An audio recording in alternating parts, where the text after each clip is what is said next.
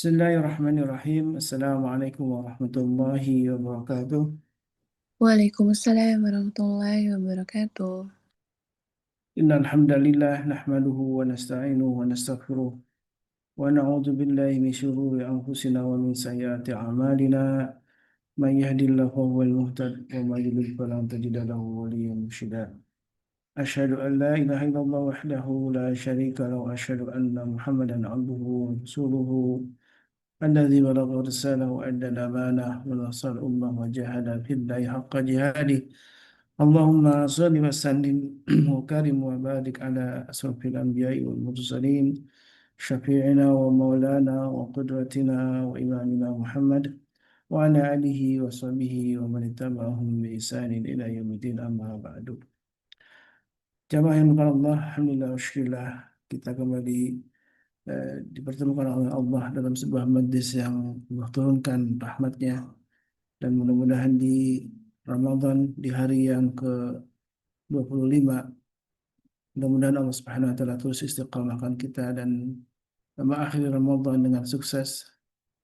Ramadan yang mendatangkan ampunan Allah Subhanahu wa taala, Ramadan yang sanalah kita mendapatkan petunjuk dari Al-Quran Al-Karim, sebagaimana Ramadan adalah syahrul Quran, maka setiap hari kita bertadarus, yang artinya tidak hanya cukup dengan tilawah, tapi kita mengambil hikmah dan juga mendapatkan petunjuk dari Allah Tabaraka wa Ta'ala melalui pemahaman kita terhadap ayat-ayat dan Al-Quran Al-Karim.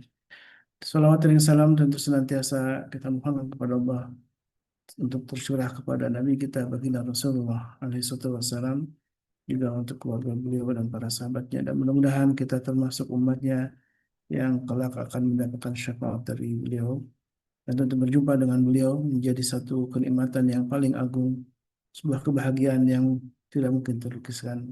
Betapa kita sungguh merindukan teladan kita, Nabi kita baginda Rasulullah SAW, sebuah teladan yang hingga saat ini kita sebagai umat Islam memegang teguh teladan dari Rasulullah SAW, dan mudah-mudahan semua yang dilakukan oleh Rasulullah SAW, wabil khusus di Ramadan, menjadi eh, teladan dalam kita menjalankan ibadah Ramadan. Dan begitu banyak kesaksian dari para sahabat Nabi SAW betapa Rasulullah di Ramadan begitu sangat dermawan sehingga diibaratkan dengan angin. Karena betapa banyak orang yang merasakan kedermawan dari baginda Rasulullah SAW. Tentu Rasulullah adalah orang yang sangat dermawan, tapi di Ramadan lebih-lebih lagi, eh, sehingga tentu ini menjadi teladan kita. Mudah-mudahan semangat untuk berbagi menjadi terus kita azamkan dalam diri kita, wabil khusus di Ramadan, karena salah satu amal ibadah yang tentu menjadi eh, harapan kita menambah dalam pundi-pundi amal kita adalah berinfak fisabilillah, berbagi harta untuk saudara-saudara kita, tidak hanya sebagai sebuah zakat yang memang wajib ya, tapi sedekah sunnah yang perlu sangat dianjurkan di bulan Ramadan, karena Allah akan mendapatkan akan pahalanya. Dan Alhamdulillah di pagi ini kita uh, dibersamai oleh guru kita Ustaz Sadul Abu Bakar, yang uh, juga biasa di hari Ahad ini membawa tentang hukum ya, nantinya konsultasi hukum, uh, yang barangkali mungkin ada hal-hal yang berkaitan tidak hanya hukum dalam syariat Islam, hukum yang berkaitan dengan hukum yang berlaku di negeri ini. Nah, salah satu sebagai pemuka ya, ini bahan diskusi kita adalah soal perzinahan gitu ya. Dalam Al-Quran sudah jelas, dalam hadis dan juga sudah jelas, kita sudah paham semuanya. Zina menjadi sebuah dosa besar yang hukumannya dalam Al-Quran pun dalam hadis Nabi sudah dijelaskan secara rinci gitu ya. Dan tentu kita akan coba eh, kaitkan dengan apa yang yang berlaku di negeri ini dalam hukum positif ya. Eh, KUHP kita yang baru katanya ini sudah ada mungkin formulasi yang nanti insya Allah akan disampaikan oleh guru kita, sehingga kita sebagai warga negara juga paham gitu ya, dan bagaimana kita mensikapinya. Karena tentu kalau dalam hukum Islam, eh, tuduhan berzina itu sangat menjadi dosa besar. Dan tentu melakukan zina adalah sebuah dosa besar. Tapi untuk memastikan, tentu persyaratannya besar, susah banget ya. Harus ada persaksian dan melihat secara langsung, dan itulah yang mungkin eh, seolah susah ya di apa namanya dibuktikan dalam bagaimana caranya ini lah insya Allah. Karena dalam sejarah yang saya tahu memang kebanyakan hukum rajam pun adalah pengakuan dari seseorang yang memang ketika itu ada seseorang yang mengaku sudah berzina dengan Rasulullah, kemudian eh, memastikan lagi apakah benar atau tidaknya gitu ya. Baik, mungkin saya akan coba eh, sapa dulu nih dulu kita Astagfirullah wa barakatuh. Assalamualaikum Ustaz. Waalaikumsalam Insyaallah warahmatullahi wabarakatuh. wabarakatuh. Insyaallah nih suasana Ramadan di kayaknya di tanah suci nih di Madinah Al Munawwarah. Insyaallah ya. Itu Impian kita amin nih. amin amin ya Allah didoain. Masya Allah ya. Lima sekali nampaknya ya. Walaupun berupa background. Insya Allah mudah-mudahan jadi doa ya saja. Doa kita Amin. bisa beribadah umroh, kemudian menikmati Ramadan di tanah suci, Masya Allah di Mekah maupun di Madinah itu menjadi biasanya memang selalu diimpikan, diharapkan oleh kaum muslimin, oleh kita tentunya ya, salah satunya. Baik, saat ini tema yang tentu ujuk-ujuk bukan ujuk-ujuk ya. Artinya memang ini sebuah fenomena yang eh, terjadi di sekitar kita ya. Ada perzinahan dan kita sudah paham bagaimana eh, akhir zaman tanda-tandanya itu adalah ketika orang dengan mudahnya berzina ya. Bahkan disebutkan di jalan-jalan gitu. Ini bagaimana sebuah fenomena yang mengkhawatirkan yang sampai eh, generasi kita akan apa namanya terseret itu dengan perilaku atau dosa besar ini. Saya persilakan kepada Ustaz Saifullah sebagai pembuka nanti akan mungkin membahas eh, dasar-dasar atau pemahaman tentang bagaimana perzina ini dalam hukum Islam maupun dalam hukum di negeri ini. Saya persilakan teman-teman masyaallah. Terima kasih Ustaz Faris Bakri. Bismillahirrahmanirrahim. Assalamualaikum warahmatullahi wabarakatuh. Waalaikumsalam Waalaikumsalam warahmatullahi warahmatullahi wabarakatuh. wabarakatuh. Alhamdulillah wassalatu wassalamu ala Rasulillah la haula wa la quwwata illa billah. Asyhadu an la ilaha illallah wa asyhadu anna Muhammadar Rasulullah. Allahumma shalli wa sallim ala sayyidina Muhammad wa ala ali sayyidina Muhammad. Amma ba'd. Alhamdulillah kita berjumpa kembali di pekan ketiga hari Ahad, membahas mengenai hukum di tengah-tengah kita ya, di Indonesia khususnya. Bapak Ibu sekalian yang dirahmati Allah, sebelum saya memasuki Afwan, suaranya kurang jelas saya. Apa mungkin di tempat yang lain juga sama? Teh Nadia suaranya Kurang keras aja paling. mungkin kurang keras atau mungkin Iya kayak biasanya jauh gitu. biasanya pakai dua gadget kalau nggak salah ya saja. ini sih satu sih. Satu ya. Uh, Agak belebek lah, katanya belebek sekarang, atau sekarang agak mendingan. Jelas. jelas, Yes. jelas. Jelas. Bisa jelas, Ustaz. Oke, baik. Tadi mungkin saya juga agak jauh di Madinah mungkin tadi. Baik, sebelum masuk ke tema kajian hukum kita kali ini, sebelumnya saya mohon maaf buat teman-teman semua kemarin, ya Allah, itu benar-benar hektik dan mendadak ngurusin ART di rumah, asisten di rumah, pulang ke Wonosobo, sampai akhirnya ada agenda juga yang hampir terlewat, agenda offline hampir terlewat seperti itu, tapi agenda online yang justru terlewat, kelupaan gitu. Saya minta maaf ya buat Bapak Ibu semua yang di jamaah Pak. Baik, pagi ini kita akan membahas tentang zina. Tentu jamaah MKI kalau kita berbicara tentang zina, secara hukum Islam di agama kita sudah paham semua insya Allah ya, bahwasanya di Quran sendiri itu memang sudah melarang tentang zina, bahkan bukan melakukan zina. Di surat Al-Isra itu yang di yang dilarang itu wala taqrabuz zina gitu. Innahu kana fahisyatan wa sa'a sabila. Kata Allah Subhanahu wa taala, dan janganlah kamu mendekati zina. Kenapa saya sampaikan ini? Karena lagi-lagi saya akan coba curhat, bukan curhat ya, apa Iya. namanya, sharing tentang keadaan-keadaan di sekitar kita. Iya. Suaranya Itu agak jauh, Ustaz. Mungkin apakah dengan dua gadget biasanya pakai handphone dengan oh, pakai pagi laptop ya? izin saya ambil mic dulu ya kali ya. Baik ya. Tadi Sebentar. karena suaranya baik, sambil menunggu guru kita kembali hadir di Zoom, sedang mempersiapkan device-nya ya untuk mungkin memperjelas suaranya sehingga kita bisa mengikuti ya pemaparan beliau. Eh, Baik jemaah yang Allah, kita hampir di penghujung Ramadan ini di hari yang ke-25, masih ada hari-hari tersisa beberapa hari lagi ya. Mungkin ada yang Ramadan di hari Jumat ya. Kalau di Muhammadiyah sudah ditetapkan di tanggal 19 ya.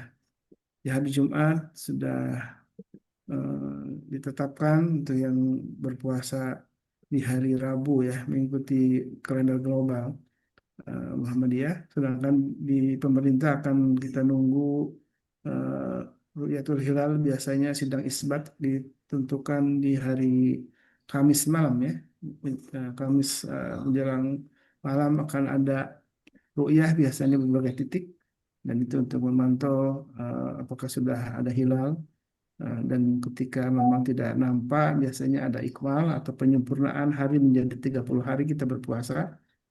Nggak terasa ya, nampaknya dulu kita masih seolah-olah masih uh, awal kita masuk ke Ramadan, sekarang sudah hampir akhir. Mudah-mudahan uh, kita juga terus menjadikan Ramadan yang tersisa ini menjadi yang terbaik, beriktikaf, melakukan banyak ibadah-ibadah yang kita berdoa kepada Allah untuk menerima semua amal kita. Alhamdulillah sudah ini sedang dipersiapkan ya. Jadi jangan lupa insya Allah. Udah masuk suara sekarang? Nah, lebih jelas dan Masya Allah. Nah, ini udah mantap. Kalau sekarang udah clear. Insya Allah. Silakan Ustaz. Ini clear, Masya Allah, ya udah. clear ya? Suaranya udah. Pakai additional ini, Oke. audio atau mic pakai Enggak, mic. ini pakai apa namanya? Enggak pakai tab, Oh iya, iya. Siap, siap. ganti device. Oh, ganti device. Sudah Udah jelas. aman ya suaranya? Udah ganteng kata Mas Nandar. Udah ganteng. Alhamdulillah jelas. So, Bisa aja Mas Nandar. Oke, baik. Kita tahu ya Ustadz Kholis dan teman-teman semuanya, di Al-Isra itu bukan berlaku zina, malah jangan mendekati zina gitu. Eh karena kalau udah yang namanya dekat-dekat sama hal-hal zina itu nolaknya emang agak-agak susah. Nah, dalam Islam sendiri kita tahu zina itu kan dibagi dua. Yang pertama ghairu muhson, itu untuk pelaku zina yang belum menikah, dan satu lagi muhson. Kalau yang ghair muhson itu kan di surah An-Nur ayat 2, hukumannya itu kalau secara Islam ya 100 kali cambukan ya. Terus menurut sebagian ulama juga ditambah pengasingan selama 1 tahun. Jadi kalau dulu di film-film zaman dahulu tuh ada nih, saya masih sempat ingat ada film kalau misalkan pelaku zina itu diasingkan ke hutan segala macam tuh. Itu zaman dulu tuh. Sungguh aib bagi sebuah kampung ketika ada orang melakukan zina. Itu zaman dulu. Tapi sekarang biasa, kalau kita ngelihat ya Allah, naudzubillahi min dzalik. Bahkan sampai di kampung-kampung sekalipun perilaku zina seolah-olah menjadi hal yang permisif gitu. Sudah biasa lah, namanya juga anak-anak sekarang, anak modern seperti itu. Nauzubillah min dzalik. Mudah-mudahan kita bisa menjaga anak-anak kita, keluarga kita semua dari perilaku tersebut. Yang kedua, zina bagi apa namanya orang yang sudah menikah. Bapak Ibu sekalian yang dirahmati Allah, kalau dalam Islam memang untuk menyatakan seseorang itu berzina emang agak berat ya. Itu saksinya harus ada 4 orang saksi, dan saksinya itu semuanya tuh harus laki-laki. Laki-laki yang gimana? Laki-laki yang adil, dan dia melihat secara langsung persetubuhan tersebut secara jelas. Jadi bukan kila wakola, bukan katanya gitu. Nah, itulah eh, apa namanya salah satu syarat tuduhan zina. Memang agak berat. Dan yang kedua, adanya pengakuan dari pelaku. Jadi kalau tidak ada saksi, 4 orang saksi tadi gitu dan pengakuan, maka hukum cambuk tadi sulit di apa namanya dilaksanakan seperti itu. Eh, Lalu kita tahu kalau yang namanya zina itu kan kenapa di dalam Islam itu ada namanya maqasidus syariah. Tujuan dari syariat hukum Islam itu apa sih sebenarnya? Ketika orang yang berzina itu hukumannya berat banget gitu. Bahkan eh, 100 kali dicambuk itu kan berat ya, berat banget. Tapi tentu syarat-syaratnya itu menjadi hal yang harus dipastikan betul gitu. Nah, hikmahnya kan menjaga kehormatan manusia, kemudian ada mengenai eh, kemurnian nasab ya. Terus ada keutuhan keluarga, ada moral masyarakat juga terjaga, sama yang terakhir juga mengenai kesehatan sosial. Yang kita tahu bahwasanya kan penyakit seperti AIDS itu ya seringkali apa namanya terjangkit dari hubungan-hubungan badan yang tidak diperbolehkan gitulah, diharamkanlah oleh Allah. Nah, eh itu di hukum Islam ya. Cuma kalau kita kembali kepada hukum yang berlaku di Indonesia tentu sangat berbeda. Kalau tadi saksinya 4 orang, tapi kalau di hukum positif itu cukup ada saksi dan bukti-bukti. Jadi ada 2 alat bukti yang cukup gitu. Kalau bahasa delik pidana di hukum positif, 2 alat bukti yang cukup. Misalkan bukti yang pertama adalah saksi gitu kan. Terus bukti kedua adalah visum gitu kan, atau CCTV atau apa gitu kan, atau video gitu segala macam. Nah, itu menjadi saksi di menjadi bukti di hukum positif kita. Nah, eh, mengenai eh, kasus perzinaan di delik pidana di hukum positif kita di Undang-Undang Nomor 1 Tahun 2023 itu ada 2 kategori yang dibedakan. Yang pertama mengenai kasus pelecehan seksual atau kekerasan seksual. Yang kedua tentang zina itu sendiri. Kita harus beda ini. Ada di pasal 473 itu di KUHP Baru itu tentang perkosaan. Nah, kalau yang namanya perkosaan berarti ada satu pihak memaksa orang lain, memaksa pihak lain yang bersetubuh dengan kekerasan atau ancaman kekerasan gitu. Dan persetubuhan itu bisa dilakukan dengan orang yang apa? Ada yang tidak berdaya, pingsan, misalkan orang sedang pingsan diperkosa, kayak pasien di rumah sakit diperkosa karena di apa namanya dimasukin cairan-cairan tertentu yang bisa mempengaruhi kesadaran si pasien tersebut. Berada di bawah pengaruh tertentu, misalkan digendam, dihipnotis, ya kayak gitu ya, atau persetubuhan terhadap seorang anak kecil, berarti kan dia sebenarnya merasa terpaksa itu anak-anak kecil itu kan, terus memanfaatkan situasi korban yang tidak dapat menolak itu tuh, itu unsur-unsur di pasal 473. Kemudian di di pasal lain tentang perzinahan. Nah, pasal perzinahan ini diatur di Undang-Undang Nomor 1 Tahun 2023 itu di pasal 411 yaitu setiap orang yang melakukan persetubuhan dengan orang lain yang bukan suami atau bukan istrinya. Nah, terhadap kasus perzinahan ini tentu sebenarnya bukan delik biasa nih. Jadi tidak serta-merta misalkan ada satu pasangan gitu, laki-laki dan perempuan melakukan hubungan badan, kemudian ketahuan sama pamong praja, ketahuan sama guru, ketahuan sama orang lain lah, ketahuan sama polisi atau apa segala macam, itu langsung diarak, langsung dipidana gitu, langsung dilaporkan, itu tidak bisa di pasal yang baru itu, di undang-undang yang baru. Tidak bisanya kenapa? Karena itu bukan delik biasa, itu harus delik aduan. Yang namanya delik aduan itu harus diaduin, gitu. Harus diaduin.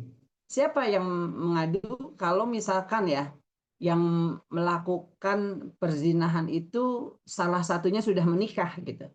Misalkan si laki-laki sudah menikah, maka yang berhak mengadu kepada polisi gitu adalah istrinya si laki-laki tersebut. Misalkan, wah istrinya tahu nih suaminya selingkuh, maka istrinya boleh mengadu gitu kepada pihak yang berwajib. Ancamannya apa sih? Ancamannya penjara 1 tahun atau denda sekitar 10 jutaan lah, di denda kategori 2 itu. Nah, Bapak Ibu sekalian yang dirahmati Allah Subhanahu wa taala, lalu bagaimana sih ketika selain itu ada juga tentang hidup bersama gitu, hidup bersama tanpa melakukan pernikahan. Nah, itu juga ada pasal tentang kumpul kebo begitu kan. Nah, sebelumnya saya ingin gini cerita, ada satu keluarga nih, bapak ibu, seorang orang tua lah, orang tua tuh konsultasi kepada kami, pada saya, mengenai perilaku anaknya. Nah, ini menjadi miris ya, karena menjadi pelajaran buat kita juga bahwa yang namanya fitnah dari zina itu tidak hanya bisa mendekati orang-orang yang tidak berpengetahuan agama gitu, orang-orang yang di keluarganya bapak ibunya itu jauh dari agama. Ini keluarganya adalah orang yang berpendidikan, bapak ibunya adalah orang yang dekat dengan agama di kedua belah pihaknya gitu. Si orang tua dari laki-laki ini ketemu dengan saya, dia cerita bahwasanya telah terjadi hubungan badan, perzinahan antara anaknya dengan seorang perempuan. Lalu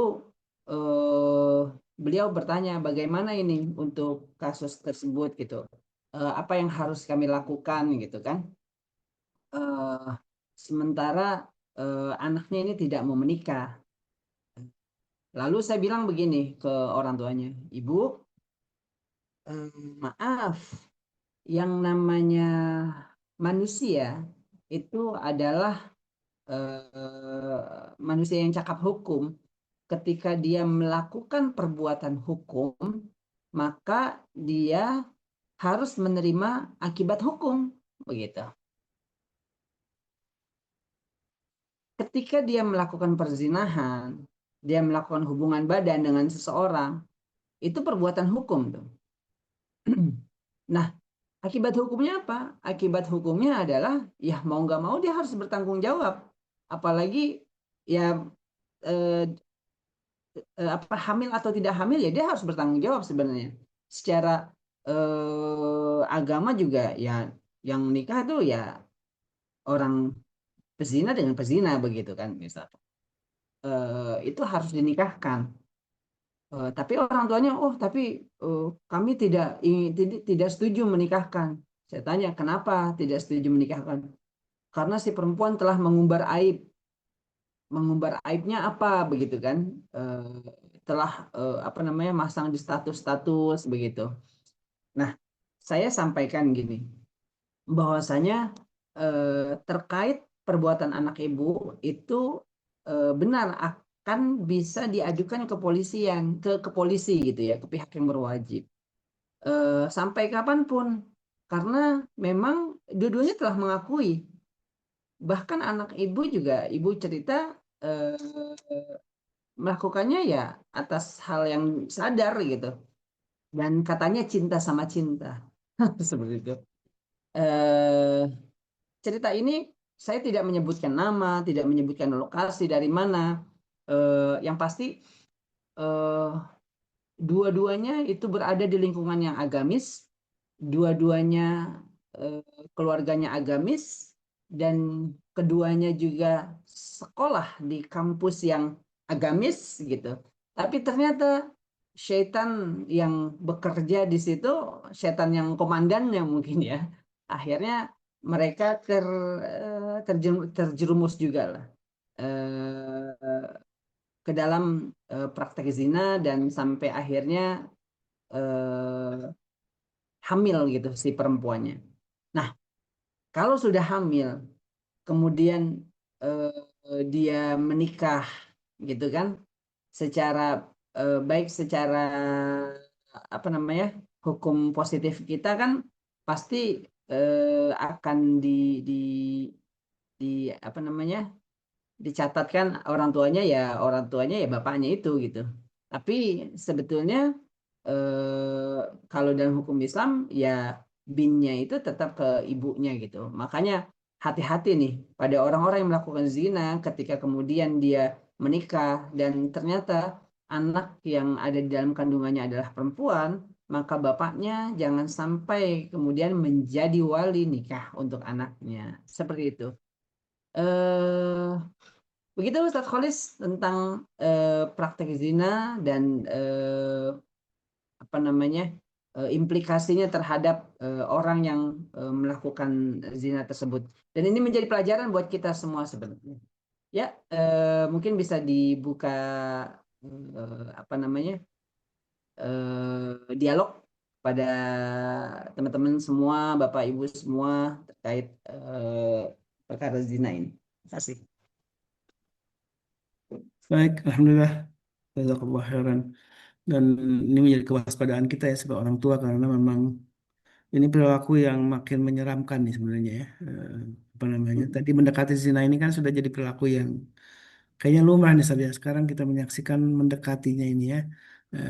Jadi makanya ke dalam Al-Quran itu jelas sekali katanya mendekati dulu gitu ya. Apalagi melakukan gitu ya. Dan ini implikasinya besar karena tadi salah satu maqasidus syariah itu kan hifdzun nasl ya, menjaga keturunan dan tentu Ya. dan juga yang harus dijaga ketika keturunan itu tidak terjaga, kemuliaan, kehormatan generasi ini maka akan lahir jadi orang-orang yang justru ya tadi yang disampaikan ketika sudah kejadian hamil bagaimana konsekuensinya dan lain sebagainya. Dan inilah yang bisa jadi pembahasan kita bersama. Silakan yang ingin sharing atau bertanya dan boleh juga kalau mungkin ada kasus-kasus lain yang ingin bertanya mumpung ada ini karena ini hari terakhir saja, perlu hari terakhir untuk sesi kajian hukum ini memang Hukum. karena insya Allah kita sebelum Ramadan ini sampai hari Rabu ya. Jadi mudah-mudahan besok masih ada kajian sebagai kajian Senin, Selasa, Rabu, dan di hari Kamis sudah tidak ada karena kita akan insya Allah menjelang Idul Fitri ya, Lebaran, kita harus mempersiapkan mungkin bagi mama, ibu-ibu itu penting sekali ya persiapan untuk menghadapi Lebaran ini gitu ya. Itu untuk kita semua bukan hanya mama ya. Tapi biasanya persiapan logistik itu penting ya dari para ibu ya. Baik, silakan jemaah yang ingin sharing. Kalau dari tadi sisi apa namanya, kuku positif itu tadi ya. Eh, kalau kalau suka sama suka itu memang tidak ada aturannya ya, secara detail dalam KUHP kita ya. Ya, kalau suka sama suka itu tidak akan dihukum, tidak akan ada pidananya sampai si orang yang melakukan tersebut diadukan oleh orang yang punya legal standing. Misalkan anak-anak yang belum nikah, dia pacaran sama pacarnya, kemudian melakukan hubungan tuh, zina sampai hamil lagi gitu. Nah, yang patut em, melapor polisi siapa? Orang Hmm. tuanya. Orang tuanya bisa ya. Kalau orang tuanya, udahlah gak usah lapor, malu. Ah, itu ya udah, nggak jadi delik pidana itu. Udah, santai-santai aja. Nah, itu kan yang gawat. Ini Ketika orang tua orang tua jadi permisif, biasanya orang tua perempuan yang kebanyakan mengadukan ya. kebanyakan begitu. Tapi bisa jadi juga orang tua laki-laki yang mengadukan. Eh, Terkait ya misalkan orang tua laki-lakinya anak kecil gitu. Misalkan baru umur SD kelas 6 aja sekarang banyak yang udah balik ya. hmm, Terus ketemu sama apa namanya mahasiswi gitu, mahasiswi dan diajak berhubungan badan. Ya, pertama ini kan pidana kan. Nah, pidana ini akhirnya ya karena ini anak-anak kena tuh apa namanya semacam di perlindungan terhadap anak, undang-undang terhadap perlindungan anak gitu hmm, kena. Terus undang-undang perzinahannya juga kena karena seolah-olah kalau anak itu berarti dia kan di bawah tekanan tuh seolah-olah, walaupun anak umur 12 ya, ya bisa jadi dia merasa enggak ditekan mau juga kok gitu. iya, Tapi iya. di Undang-Undang Perlindungan Anak tetap jadi apa dikategorikan mereka tertekan juga gitu secara psikologis begitu. Hmm, Dan bisa yang legal standing yang bisa melaporkan ya tadi orang tua.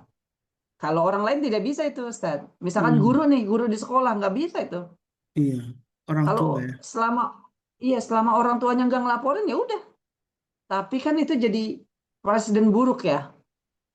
Kalau misalkan orang tua permisif ya udahlah, namanya juga anak-anak, dia lagi lupa kali, lagi khilaf. Yang begitu bahasanya khilaf tuh. Lagi Iya, khilaf gitu ya udahlah, ke depan kita jaga aja gitu. Akhirnya ya sudah, ntar udah iya. lakuin lagi deh begitu. Kan gawat itu yang. Istri dan ataupun suami dari pihak yang terlibat itu tetap bisa ya, salah satunya yang juga bisa mengadukan ketika salah satu di antara yang melakukan perzinahan itu adalah sudah menikah itu ya, Ustaz ya. Apakah Ya, anak kalau yang dari anak dari yang bersangkutan, misalkan si apa namanya seorang laki-laki yang sudah punya anak dewasa gitu ya, katakanlah dia bisa mengadukan ayahnya gitu kan yang melakukan perzinahan itu bisa, Ustaz? bisa, sangat bisa, sangat bisa. Jadi yang kalau yang sudah menikah, yang bisa melakukan delik aduannya itu istrinya sama anaknya, Hmm. delik aduannya. Nah, di undang-undang yang baru, Ustaz, eh, bahasa perkosaan itu diperluas. Hmm. Jadi tidak hanya eh, memasukkan idkhalul lahmi ilal lahmi kalau bahasa kitabnya ya. Hmm. Tidak hanya memasukkan daging ke dalam daging, tapi eh, juga memasukkan benda lain ke dalam eh, eh, lubang perempuan, baik depan ataupun belakang, begitu. Itu Hmm. juga masuk, Kategori masuk tuh apa namanya kategori perkosaan. perkosaan itu ya. Hmm. Nah, jadi kan kalau di KUHP yang baru yang namanya eh, zina ada dua nih, ada dua kategori zina dan pemerkosaan. Kan kalau di kita ya yang namanya eh, perkosaan akhirnya ya hubungan badan juga lah gitu ya sama gitu. Kayak gitu.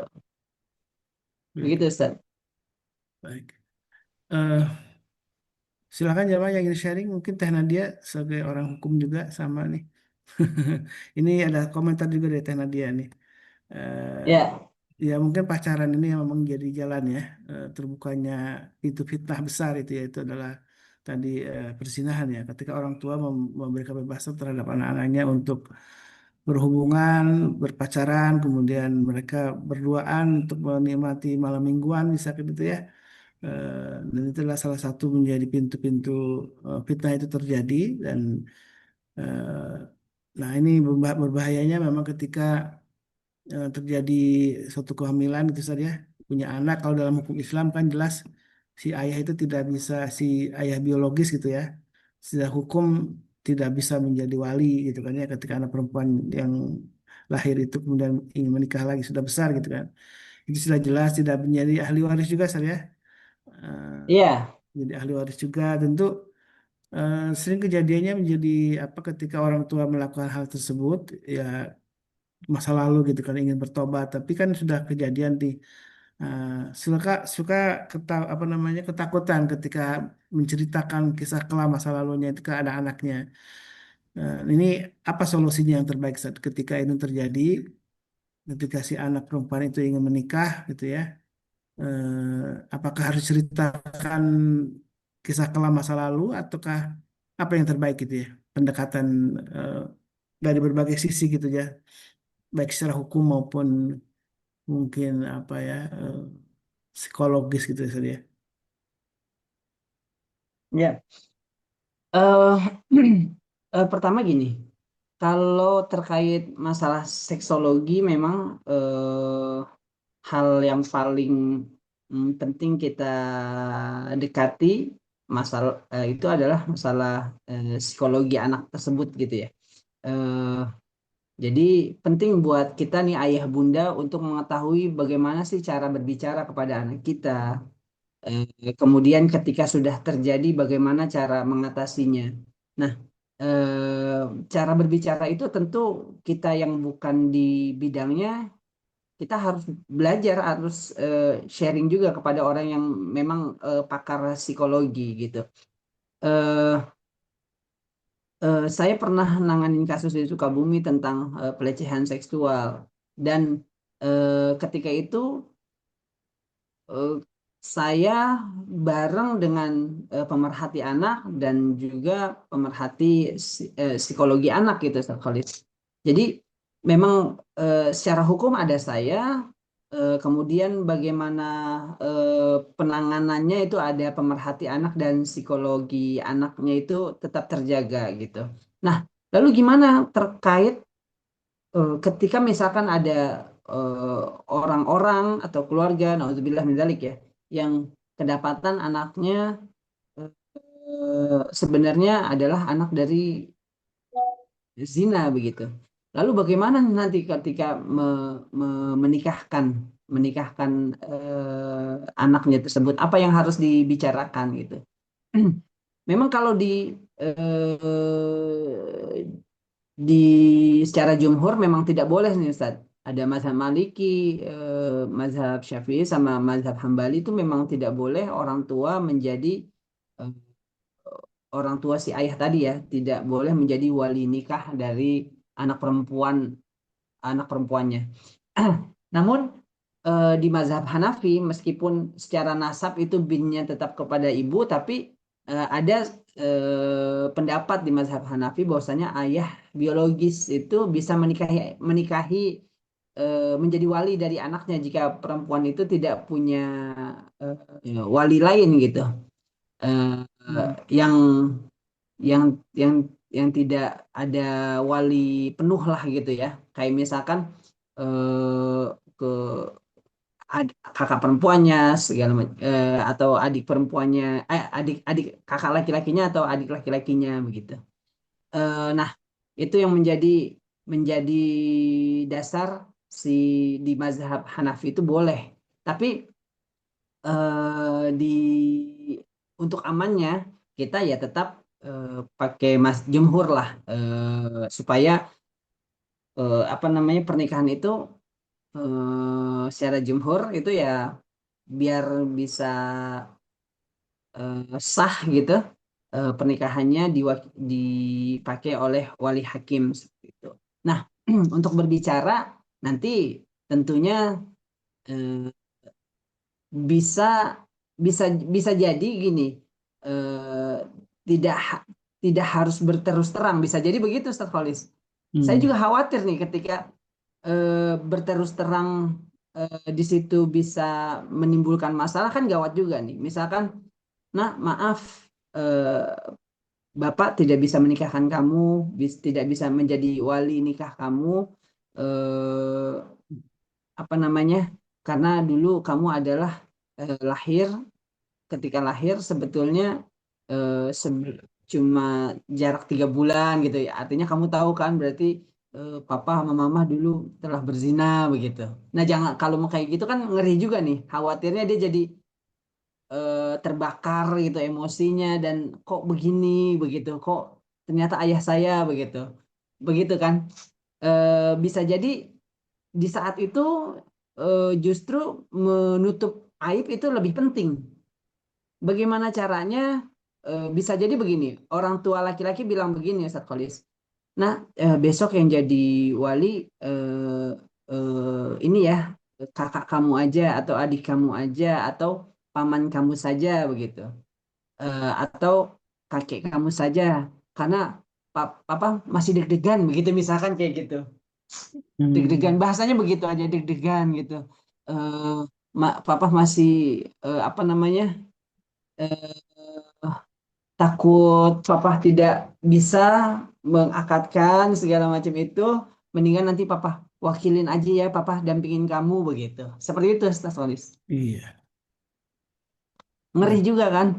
Jadi masih tetap dibolehkan untuk takiyah istilahnya ya, menutupi ya, karena itu aib masa lalu yang ketika dibuka akan menjadi bermasalah begitu ya untuk Iya, anak maupun keluarga tersebut itu ya.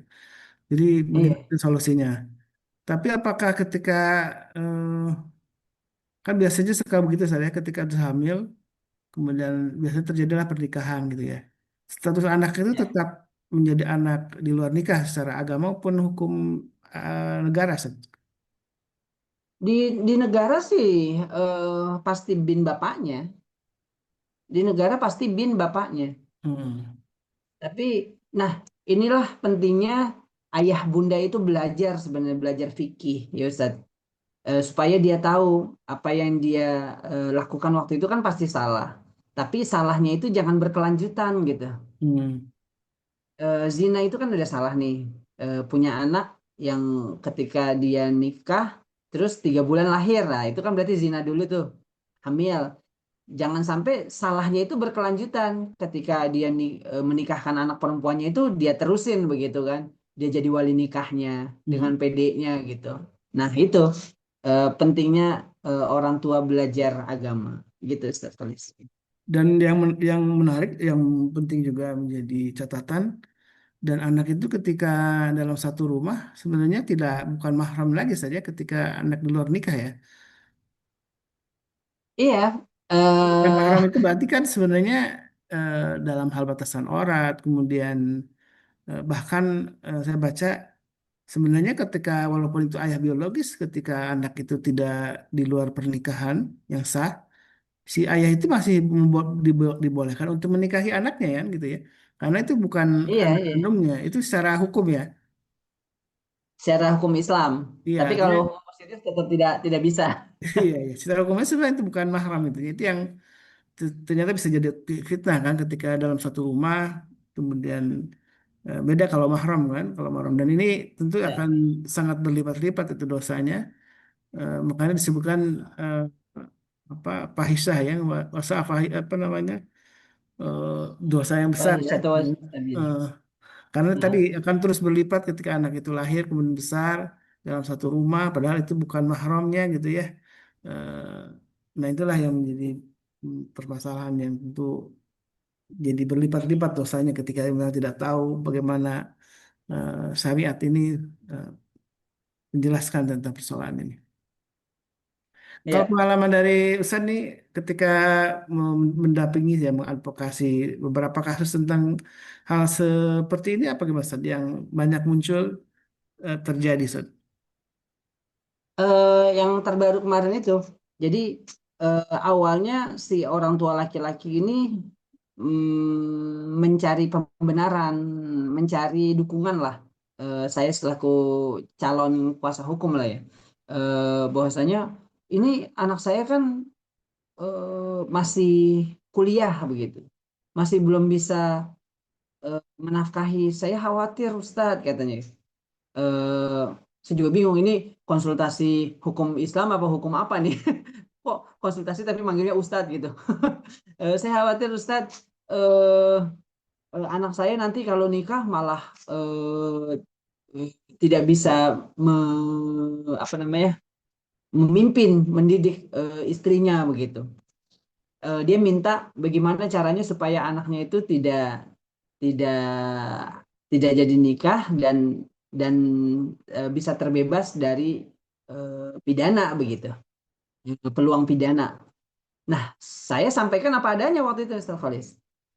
Ibu, Bapak, apa yang dilakukan, kita paham apa yang dilakukan anak, ibu, dan bapak, semuanya itu adalah sesuatu yang salah. Kita sepakat kan? Sepakat katanya. Nah, ketika salah, kita harus sepakat dia harus apa namanya tobat pertama, tobat dan kemudian memperbaiki kesalahannya.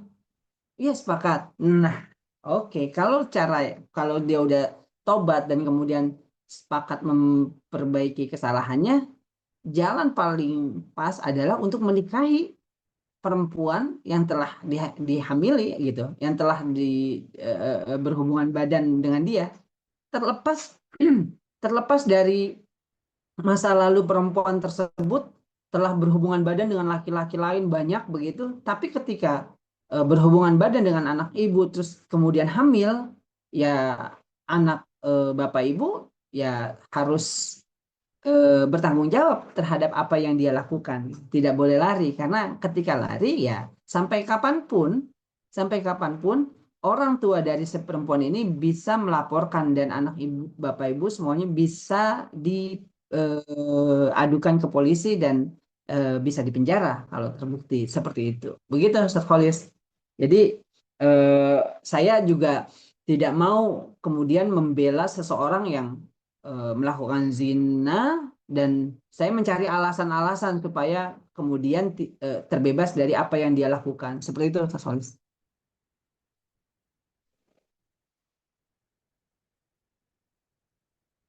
Suaranya, Mas. Ini ada sebuah hadis Nabi yang saya baca dari Ummul Mukminin yang mungkin menarik menjadi sebuah bahasan juga Ustaz. Kan Hmm. al-waladu lil firasi walil ahiril hajar. Jadi anak itu disandarkan pada pemilik keranjang ya. Ini sabda Rasulullah SAW. Sedangkan yang berzina hanya mendapatkan batu saja. Artinya tidak mendapatkan apapun hak dari anak itu gitu ya. Nah ini berkaitan tadi Hmm. soal perwalian tadi. Karena saya membaca sebuah pendapat ulama yang mengatakan bahwa ketika si perempuan yang berzina itu kemudian sudah bersuami tentunya ya, yang berzina itu bukan muhsan artinya yang sudah bersuami, maka anak yang dari hasil perzinahan itu disandarkan kepada suaminya bukan kepada yang menjinahinya. Itu gimana San? Jadi disebutkan nih maka nasab anak itu dinasabkan pada suaminya.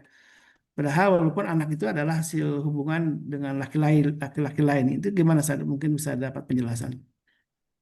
Ya, itulah kemudian kenapa eh, meskipun dia nikah dengan laki-laki lain yang bukan bukan men, mensetubuhi si perempuan tersebut, secara secara nasab dimasukkan ke dalam suaminya, tapi tetap yang namanya eh, apa namanya wali. Kalau kita tahu wali itu ya adalah ayah biologis yang resmi gitu ya. Nah, kalau yang kayak gini tetap ihtiyatnya pakai wali hakim Ustaz Kholis. Walaupun Hmm. secara nasab di apa namanya, disandarkan kepada ayah yang telah menikahi ibunya, yaitu secara nasab. Kalau kita balik lagi ke maqasidus syariahnya, tentu ada ini Ustaz Kholis, ada tujuannya. Tujuannya apa? Supaya tidak supaya ini kan sadu zaro ya, menutup jalan Hmm. kerusakan ya, Ya, menutup jalan kerusakan. Ketika si anak itu lahir tanpa orang tua, tanpa ayah, kan kesian juga tuh. Makanya kemudian ada laki-laki lain yang ya udah saya nikahin aja deh gitu. Supaya anak ini tidak menanggung kesalahan dari ibunya dan orang yang zina ini sebelumnya begitu. Kan kasihan. Tapi tetap nanti untuk perwalian di wali hakim seperti itu. Itu lebih ke saduz dzarah itu. oke. Jadi kalau urusan mahramnya apakah berlaku saat ketika katakanlah si ayah si suami perempuan itu ya tidak tahu bahwa sesungguhnya anak yang dari istrinya itu adalah bukan anak dia gitu, tapi hasil dengan orang lain. Apakah status kemahraman itu masih berlaku, Sir? Selama dia masih menikah sama ibunya, ibu kandungnya, ya masih tidak boleh nikahin anak itu. Jadi mahram ya, betulnya ya. Iya, ketika sudah selesai ya sudah boleh begitu. Beda Hmm. halnya ini kayak kayak ayah sambung dengan anak sambungnya gitu, Ustaz. Ketika dia habis menikah sama ibu sama istrinya gitu ya, ada anak sambungnya. Ketika si itu ya tidak boleh nikah ya, tapi setelah itu ya silakan gitu, karena kan boleh-boleh saja begitu. Hmm. Jadi kalau untuk kejadian tadi anak hasil perzinahan ketika kemudian si laki-laki itu menikahi perempuan itu tidak otomatis nasab itu tersambung saja walaupun kemudian dinikahi secara syar'i gitu ya. Iya, iya, tidak otomatis. Yang paling penting itu nanti ketika perwalian tuh. Beda halnya dengan anak-anak hasil zina yang laki-laki gitu, Ustaz Hmm. Khalis. Jadi intinya tadi menutup jalan kerusakan. Kenapa kemudian disandarkan kepada ayah yang menikahi ibunya itu di binnya gitu, Iya, supaya sampai sampai kapanpun si anak ini ya nggak perlu tahu akhirnya bahwasanya dia adalah anak zina, kesian gitu. iya, Kalau dia tahu malah dari muda, malah dia kepikiran, orang tua saya aja zina, saya juga berarti boleh dong gitu. iya, Akhirnya yang rusak tuh bukan anak itu aja, si orang tuanya yang tadinya sudah tobat merasa terus-terusan terpukul, merasa terus-terusan bersalah. Kan nggak boleh. hmm, Ketika kita berbuat salah, kita tobat, dan tidak boleh terus-terusan kita adalah orang melakukan kesalahan terus, karena nanti kita fokus di kesalahan kita. Kita harus fokus kepada tobat kita. Sebetulnya kita yakin Allah kan selain Ghafur, Ghafaro ya. Ghafur itu maha pengampun, Ghafaro itu kan mengampuni berkali-kali itu, Ustaz Khalis. hmm. Iya, seperti itu. Ya, apalagi nanti Ini efek Bapak dari Ibu yang lain. silakan nih Teh Bu Reni sudah ada yang Ya, Bu terima Reni kasih, silakan. Pak Tulis. Saya mau tanya, jadi tadi menyambung yang tadi Ustadz bilang. Ini kalau misalnya apa tuh tadi, anak hasil zinanya laki-laki itu kan dapat warisan apa enggak ya Ustadz? Karena ada kejadian dia tuh bapaknya sih udah ngakuin kata kalau itu emang anaknya gitu, emang udah tinggal sama bapaknya segala. Terus pada saat bagi warisan tuh dapat anak laki-lakinya itu gitu. Apakah seperti itu gitu, atau kesepakatan di keluarganya, adik-adiknya gitu atau gimana? Nah, terus satu lagi saya pernah punya pengalaman gini Ustaz, saya tuh pernah menghadiri pernikahan keluarga dari suami ke orang jauh dari di daerah. Nah, terus Hmm. pada saat saya kan paling senang kalau acara nikah tuh hadir di akad nikahnya tuh Ustaz ya. Karena itu menurut saya paling Hmm. sakral di situ. Nah, terus saya kok lihat kok bukan bapaknya sih yang nikahin wali hakim. Nah, itu kan saya jadi bertanya-tanya kan. Terus kata suami saya, ayah baru suami saya tuh cerita ini begini gini gini. Oh, gitu. Terus kan berarti effortnya luar biasa sekali ya Ustadz ya itu ya. Berapa orang yang bahkan bertanya-tanya seperti saya ini, kok bukan bapaknya yang nikahi gitu kan satu. Terus kedua, bisa juga nanti apa maksudnya bapak itu kan akan harus menerangkan ke anaknya kan bahwa nanti bapak tidak bisa menikahi kamu karena akhirnya dia cerita lagi. Terus belum kebesarannya. Terus jadi maksud saya dampaknya luar biasa banget gitu ya Ustadz ya ini. Maksudnya ya memang kita harus berhati-hati jaga anak-anak jangan sampai terjerumus seperti itu. Itu sih pengalaman saya tuh pernah sekali kayak gitu Ustaz. Jadi ya gitu deh Ustaz maksudnya. Jadi ada 2 pertanyaan tadi Ustaz. Makasih. Ya, eh, anak yang lahir di luar pernikahan atau anak zina tadi, eh, secara hukum Islam memang tidak tidak dapat waris dari ayahnya ya, ayah yang menzinahi. Dia dapat warisnya dari ibunya gitu kan. Seperti yang tadi apa namanya hadis yang Ustaz Khalid sampaikan tuh. Al waladul lil firasyi walil akhiril hajar gitu kan. Anak itu pemilik tempat tidur atau suami sah, dan bagi pezina adalah batu atau itu penghalang. Jadi eh, dari sini dia tetap yang dapat apa namanya dapat waris itu dari ibunya aja sebenarnya, bukan dari eh, ayah biologisnya gitu.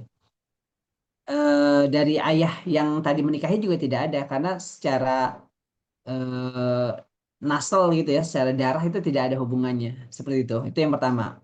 Yang kedua mengenai anak yang menikah, walinya gitu ya. Kemudian dalam pernikahan kok yang nikahin adalah wali hakim.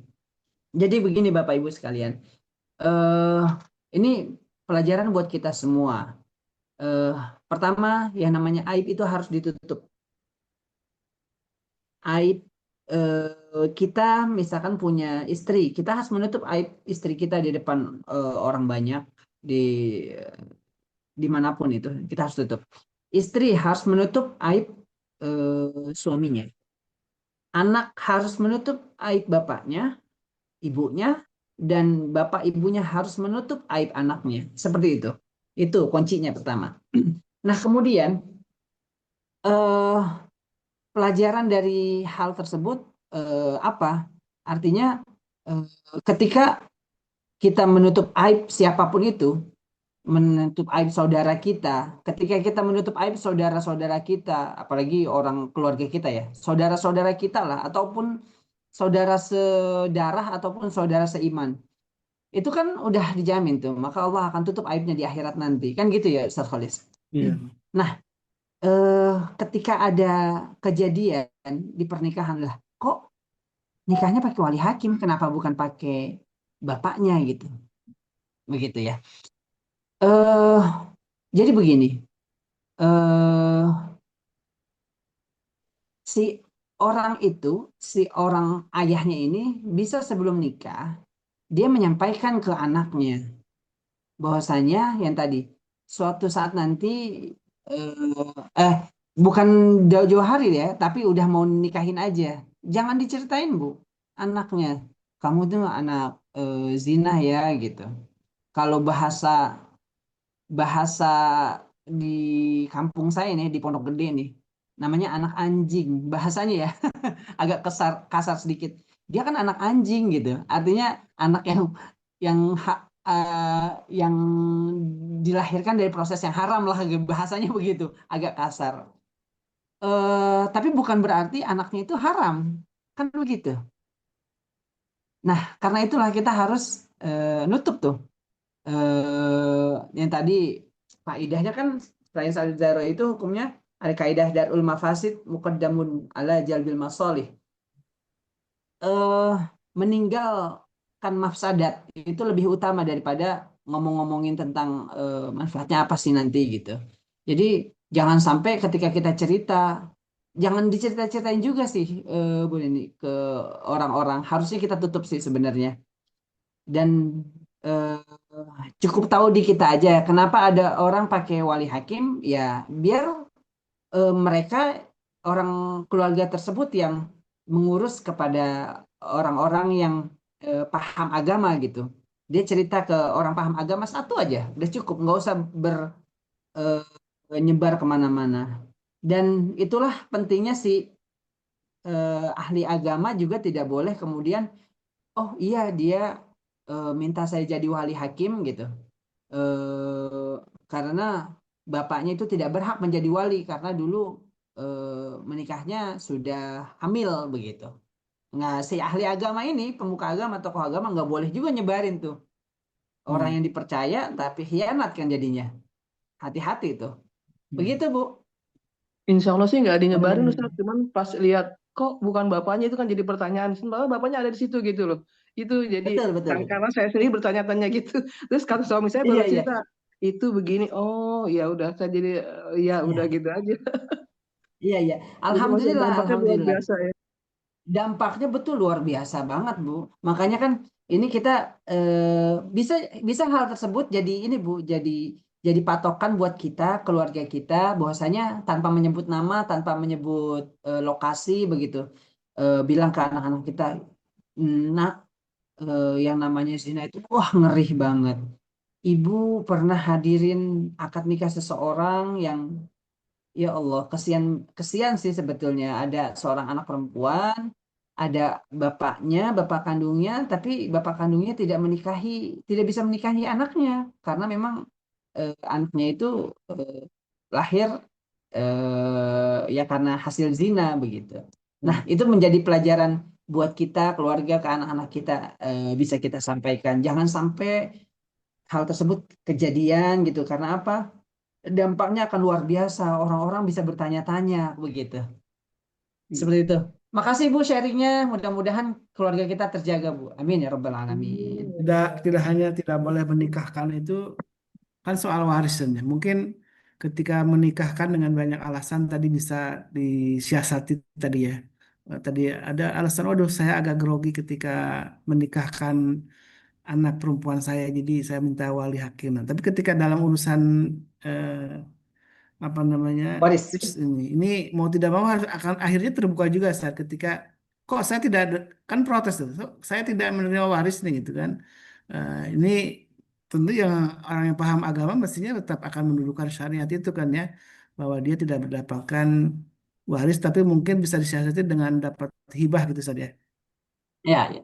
Jadi kan gini. Lagi-lagi pentingnya ayah bunda itu belajar fikih gitu.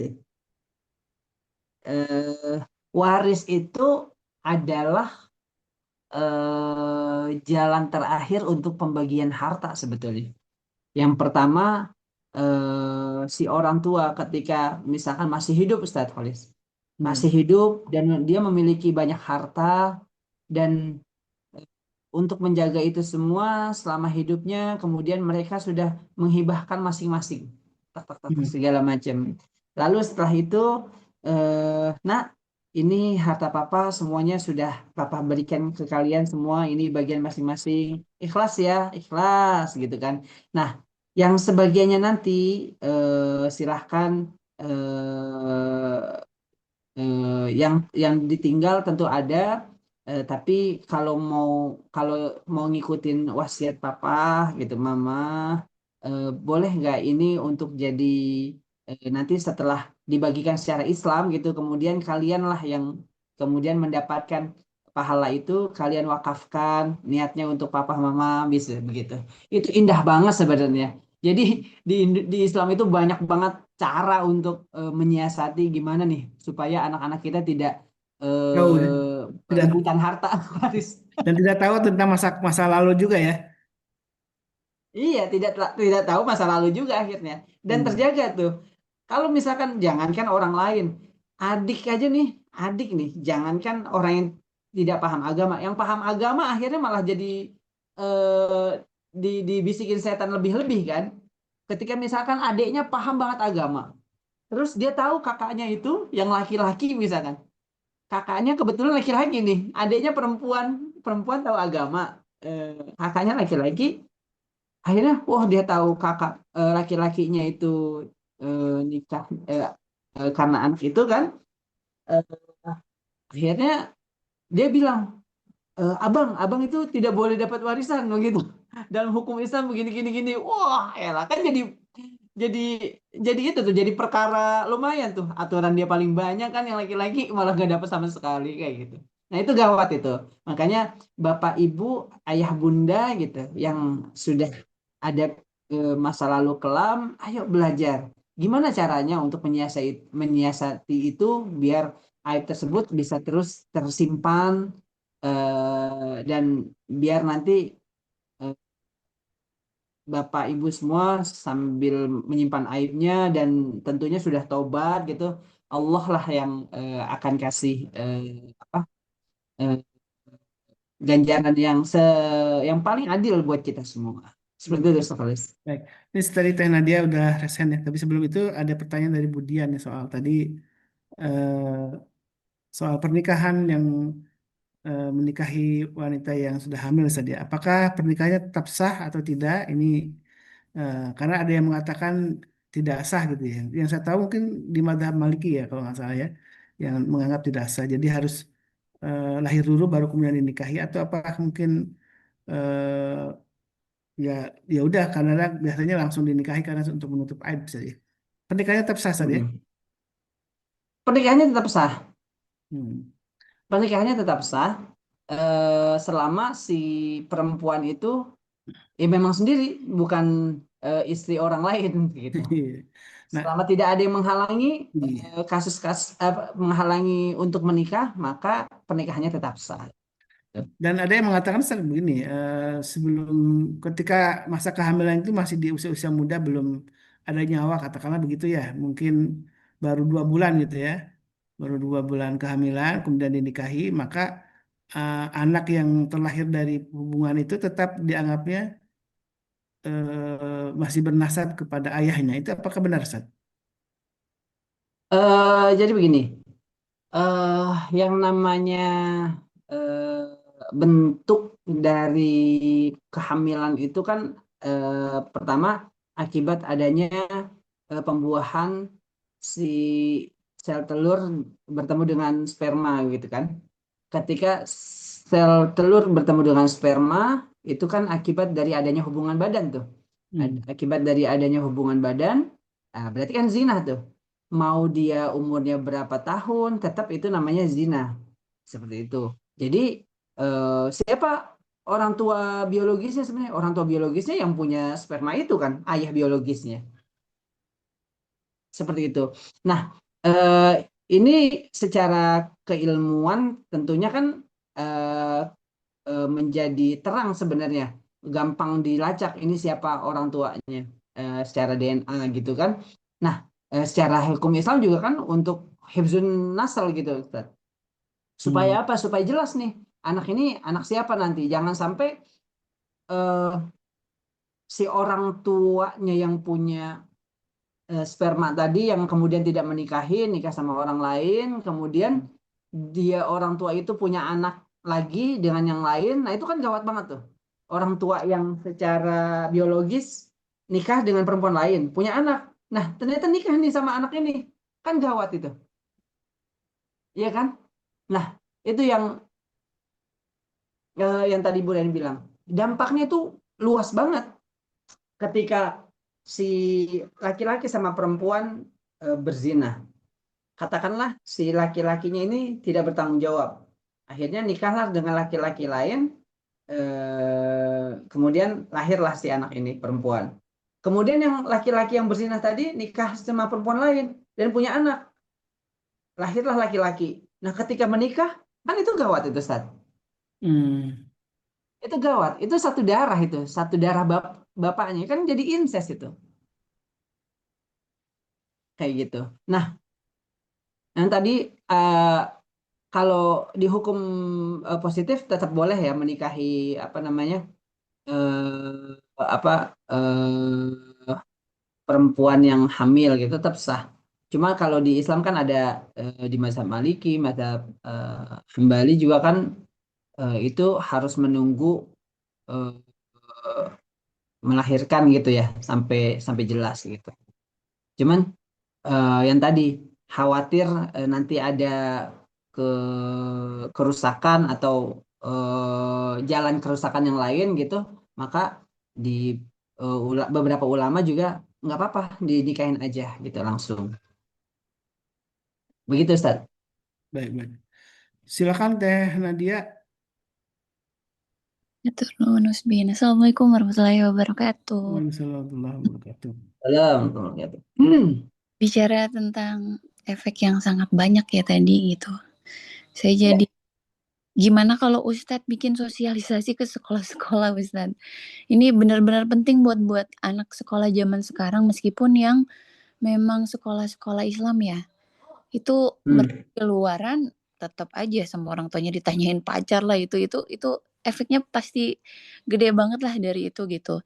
Dan bersyukurnya ada kitab undang-undang yang baru ya tahun 2023 yang baru Januari kemarin tanggal 2 kalau nggak salah ya Ustaz 2 Januari ya berlaku 2026 Ya, ya ya, recall yang tadi beruntungnya gitu karena dulu itu subjeknya yang sudah nikah. Kalau sekarang dalam undang-undang yang baru setiap orang yang melakukan termasuk lajang boleh gitu ya. ya, Terus pihak pelapornya kalau dulu harus suami dan istri. Kalau sekarang selain itu kan boleh ya anak-anak, orang ya, ini. tua, keluarga boleh lapor gitu. Dan hukuman pidananya meskipun gak terlalu besar namanya ya Ustadz. Kalau dulu 9 bulan sekarang 1 tahun, terus denda 10 juta. Udah lebih mending lah. Nah ini kan perlu disosialisasikan Ustadz. Jadi selain LP3H itu tentang halal makanan, kayaknya Ustadz juga perlu sosialisasi tentang halalnya. Halal hubungan. Halal hubungan gitu. Itu sih. Iya, Soalnya, keren juga nih ngomongin hubungan halal gitu ya. iya, iya kayaknya harus diperluas nih Ustadz spesialisasinya gitu. Karena ini penting banget. Saya juga kan punya anak masih balita nih. Gimana nih berapa tahun ke depan gitu. Masa yang sekarang aja masa anak SD kok ngobrolin pacaran gitu. Anak SD kok tahu masalah cium-cium gitu ya. Kan itu ngeri gitu. Ini gimana anak saya yang masih balita nih ke depannya. Itu kan perlu banget sosialisasi. Meskipun udah dimasukin ke sekolah agama, kita kan nggak tahu mereka kerja kelompok lah apa gitu. Gitu sih. Iya, Syukron. iya betul betul. Afwan dan Nadia. eh terkait apa namanya? Terkait program-program di sekolah memang harus menjadi apa namanya? Keniscayaan ya. Justru yang saya miris sih sebenarnya yang sering dilakukan sama sekolah itu pelajaran seksologi gitu ya. Ya Ustaz Iya, Kholis ya. bener. Sahabat Nadia. Jadi ini bahayanya nih kalau hubungan ini gitu. Malah yang jadi sponsornya kondom. Aduh ya ampun. Nah, Jadi yang ditakutin itu adalah penyakit AIDS-nya, bukan masalah hubungan halalnya, halal haramnya iya, itu. iya, iya. Nah, di sekolah lebih banyak itu kan ya Teh Nadia, lebih banyak ke Keren lah ya. pelajaran seks gitu. Heeh. Iya, secara biologis. Menghindari AIDS. Kalau Iya, menghindari AIDS. efeknya yang kayak tadi diceritain Bu Reni itu Budian gitu. Ya itu kan anak-anak jadi mikir masa depan juga. Aduh gimana kalau kayak gitu. Makanya biar nggak cuma mikirin nikmat sesaat doang gitu kan. Ini judulnya jatuh cinta gitu mereka tuh. Tapi jadi kejauhan gitu loh Ustaz. Kita kan ngeri. Orang tuh yang anaknya masih Iya. kecil-kecil jadinya aduh gimana ini kalau nggak ada sosialisasi ya mending udah ditakut-takutin aja sekalian gitu kan sampai jauh ke depannya. Mereka bisa mikirin masih kecil aja SMP udah mikirin nanti kita nikah ya gitu-gitu gitu. Itu mikirnya yang terlalu indah gitu. Sementara kalau misalnya hubungannya terlalu cepat juga kan nikahnya mau kapan sih ini 20 tahun kemudian atau berapa tahun kan? Dia belum pernah dengar apa namanya token bunyi itu. Apa tuh Ustaz? Belum pernah dengar token listrik bunyi. Oh Jadi ngomongnya indah, indah aja itu. Indah nikah. Belum tahu. iya, Aduh, beras di rumah nggak ada, udah tipis. Aduh, bagaimana nih bayaran anak sekolah? iya bener. Ya Allah. Itu Cari Teh Nadia, Ustaz duit Khamis, sa- saya pernah tahun lalu ya kalau nggak salah saya pernah ngisi juga tentang silaturahim dan silaturrojim. Oh iya iya iya. Iya inget. Itu bedanya cuma titik doang loh, silaturrahim sama silaturrojim. Eh, dan di Google kayaknya emang belum ada yang bahas tuh ya sampai sekarang juga, karena saya juga belum, saya nulis sekali tuh di majalah pesantren di Bogor itu kan, tentang itu, tapi memang karena bukan majalah terbuka, jadi emang tidak tersebar tuh tulisan tentang silaturahim dan silaturrojim. Kalau nggak salah di Google belum ada deh. Itu Belum. saya pernah ngebahas silaturahim dan silaturrojim itu sekitar tahun, saya masih di MNC itu mungkin sekitar tahun 2012 atau 2013. Tidak masif sih memang, hanya cerita di apa namanya, menyampaikan di kalangan-kalangan tertentu di sekitar saya. Kan ar-rahim itu kan, silaturahim itu kan hubungan berdasarkan kasih sayang yang halal lah ya gitu ya. Iya. Nah, kebalikannya ya silaturrojim. Rojim tahu kan, rojim terkutuk. Auzubillahiminasyaitonirrojim tuh. Nah, itu aku berlindung kepada Allah dari godaan syaitan yang terkutuk. Jadi ada hubungan yang terkutuk ya tadi itu. Hubungan-hubungan yang tidak halal. Anak-anak yang bilang misalkan, ibu, bapak, eh ade mau ini dulu ya, mau reunian gitu, mau silaturahim ke teman-teman, bilangnya silaturahim, padahal mau kumpul-kumpul, ntar nggak tahu gimana. Itu ngomongnya silaturahim jadi silaturrojim, itu hati-hati. Iya. Nah, gitu. Sholatnya juga jadi telat, Ustaz. Malah jadi main-main. Oh, betul, betul. Ya Allah, ini kita sebenarnya apa namanya, pelajaran buat kita semua, karena fitnah akhir zaman itu kan, kita nggak tahu seperti apa. Intinya saya ngomong seperti ini sebenarnya buat saya sendiri sih, supaya saya terus sadar, dan kalau misalkan ada manfaatnya buat teman-teman, buat Bapak Ibu semua, jamaah semuanya, alhamdulillah gitu.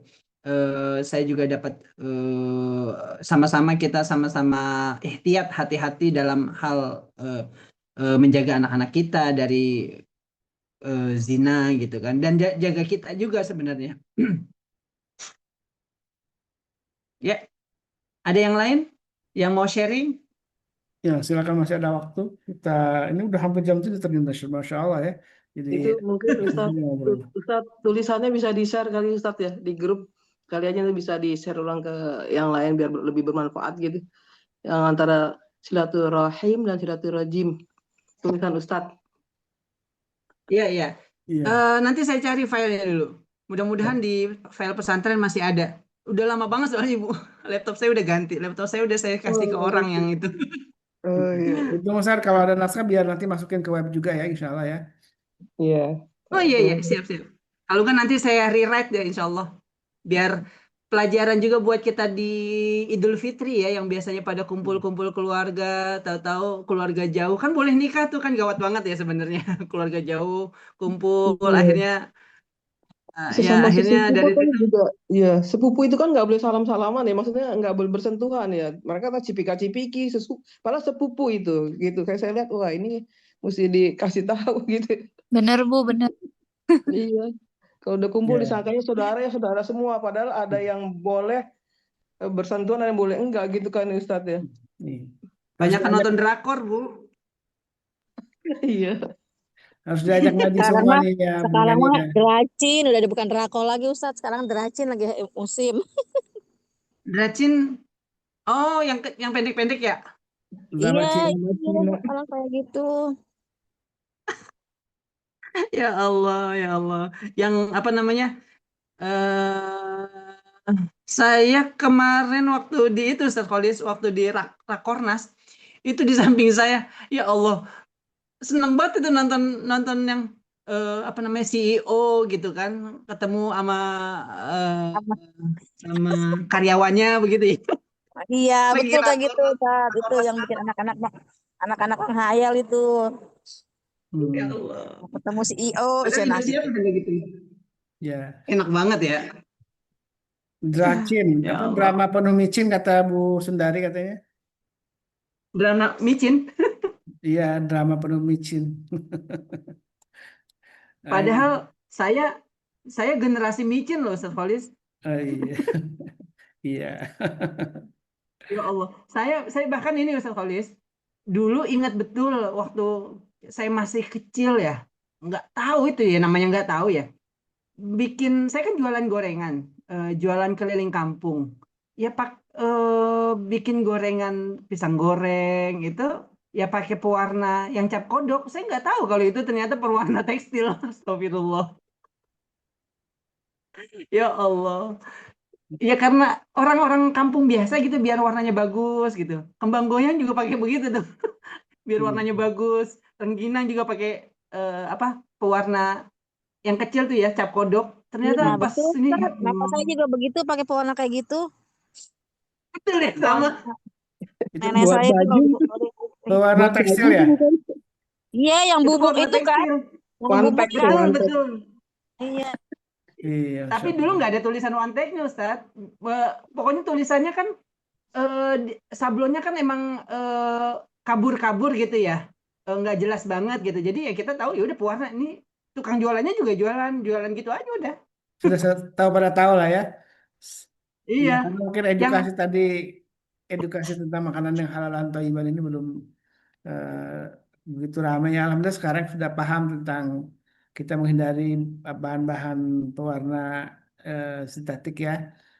Mungkin kalau pewarna ya alami aja gitu kan ya. Kalau pengen hijau ya ditambahinya dari apa? Dari dan daun-daunan. seji. Masya Allah ya. Baik, Ustaz. Oke, baik.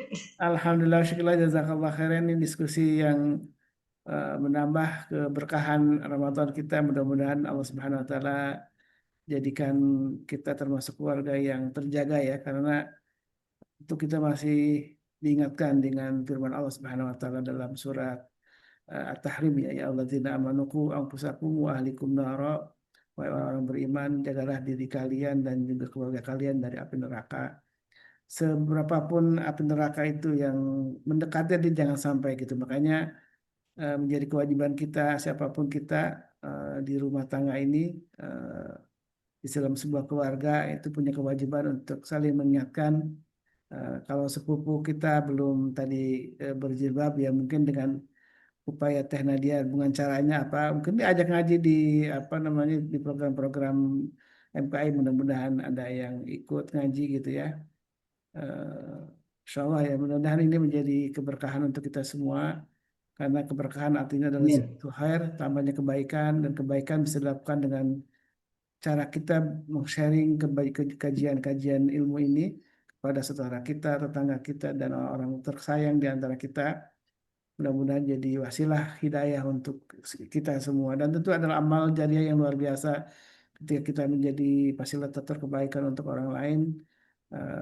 Apalagi di Ramadan, tentunya Ramadan jadikanlah amal-amal unggulan kita menjadi amal yang Allah terima, kecil apapun ya, tidak hanya tadarus kita, tidak hanya sholat qiyam kita, puasa kita, begitu banyak amal-amal yang harus kita lakukan yang ketika kita bersungguh-sungguh tentu bisa jadi dari wasilah amal itulah yang Allah terima gitu ya.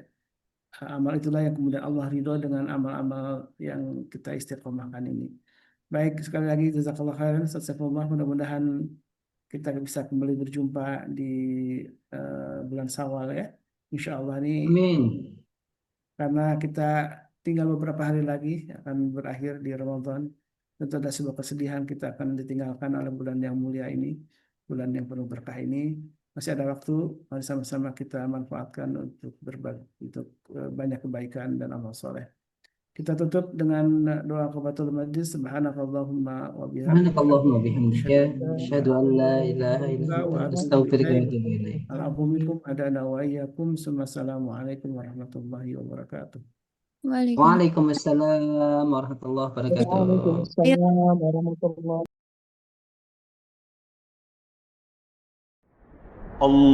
اللهم ارحمنا بالقرآن واجعله لنا إماما ونورا وهدى ورحمة. اللهم ذكرنا منه ما نسينا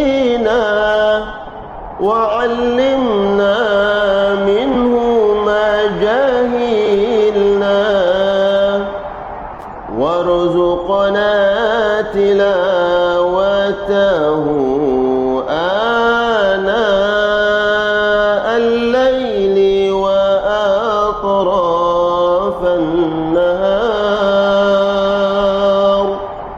واجعله لنا حجة يا رب العالمين.